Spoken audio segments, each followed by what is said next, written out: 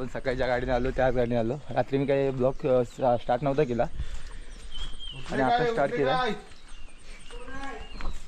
कशी गावची घर आहेत मस्त पैकी.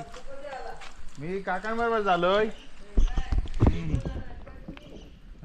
गावी आलो ना की कसं असं माहिती आहे काय, आपण खूप दिवसांनी गावी येतो आणि त्याच्यामुळे आहे ना असं कुणाच्या घराच्या बाजून गेलो ना की प्रत्येकाला आवाज देण्याची पद्धत आहे ना कोकणामध्ये काही वेगळीच आहे. आणि कोणी असू दे, काका काकू दादा भाऊ सगळ्यांना आपण आवाज देत जातो. तसं आहे गावाला आपलं कसं असतं तसंच काहीचं वेगळं इकडे वातावरण आहे.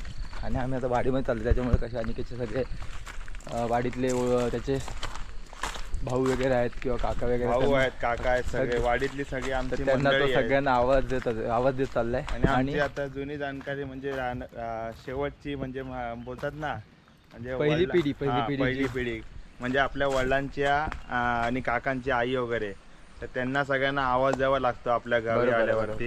हीच तर आपल्या कोकणातली एक संस्कृती आपली आहे ना, जी आपण अजून जपून ठेवले.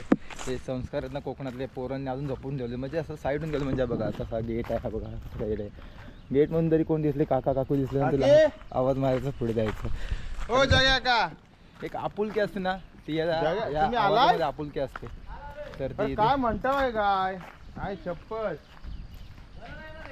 काय झालं?